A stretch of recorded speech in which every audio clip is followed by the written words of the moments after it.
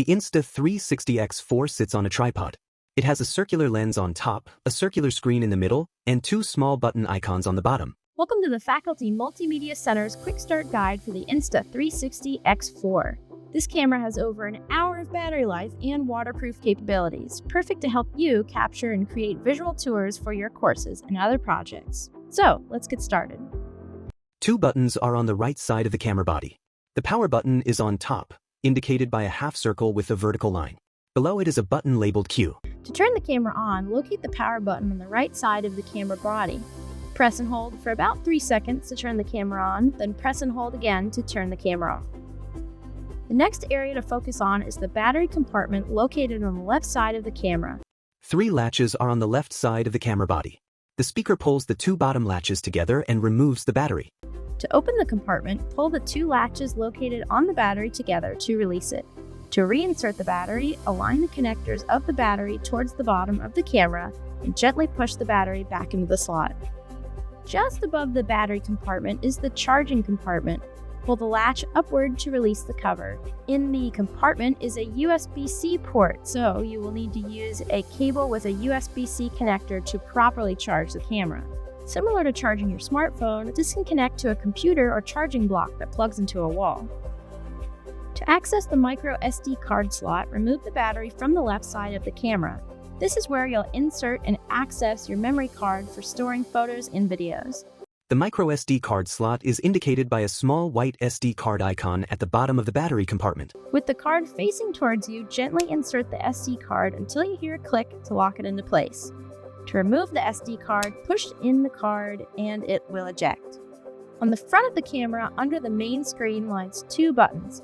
On the left, indicated by a circle, is the capture button. Press this once to take a photo or to start and stop a video. The button on the right, indicated by 2 windows, accesses the capture settings. This is where you'll switch between different capture methods such as photo or video. On the right side of the screen is the battery indicator. This informs you of how much battery you have left before the camera shuts down. On the left side of the screen is the storage indicator. This shows you how many images you are able to take if you're capturing photos, and how much recording time you have left if you're capturing video. A white SD card icon appears on the top left of the screen with the number 405 next to it, which changes to 1 hour 42 minutes. At the bottom of the screen, you'll see a number. This is your resolution indicator, and if you click on this area or swipe up on the screen, it will open up options to change the capture resolution of the camera. Just below the resolution, you'll be able to set a timer when capturing photos, and you'll be able to change the frame rate when capturing videos. The speaker taps an on-screen option labeled 72MP. The speaker swipes between 72MP and 18MP in the center of the screen. Beneath this is a timer with 3-second, 5-second, and 10-second options. If you press the icon on the bottom left of the screen, this will open up your capture functions. The speaker taps a camera icon on the bottom left of the screen. You can swap through to a number of settings, but for now, the photo icon is indicated by a camera facing forward, and video is indicated by a video camera facing to the right. The speaker swipes between photo, video, active HDR, burst, and time-lapse shooting modes, then stops on photo mode in the center of the screen. At the top of the same screen, you can access the lens functions.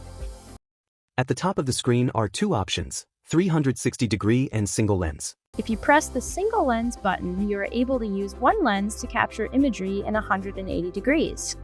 If you click on the 360-degree button, you're able to capture in 360 degrees from both lenses. If you return to the main screen in the bottom right corner, you're able to change which lens you view. If you're in 360 mode, this will not affect what the camera is able to capture, but if you're in the single lens view, be sure to change the view in the direction that you would like the camera to capture images. The speaker taps a camera icon with 2 circular arrows on the bottom right of the screen. Before tapping, the preview shows the speaker. After tapping, the preview switches to the film studio setup and camera used to record this tutorial. Lastly, there are a couple things to consider. You might notice an icon just above the rotation button. This changes how the lens captures your imagery, but for now, it's best to keep it in mega view. The speaker swipes through mega, ultra, and warp shooting modes on the right side of the screen. The mode name and a brief description appear at the top as each option is selected. On the right side of the camera, under the power button, you may notice the quick button indicated by a Q. This is primarily where custom settings are saved for easier access. We hope this quick start guide has helped you get started with the Insta360 X4. For more information or assistance, contact or visit the Faculty Multimedia Center. On-screen text reads, "Reserve now." Faculty Multimedia Center.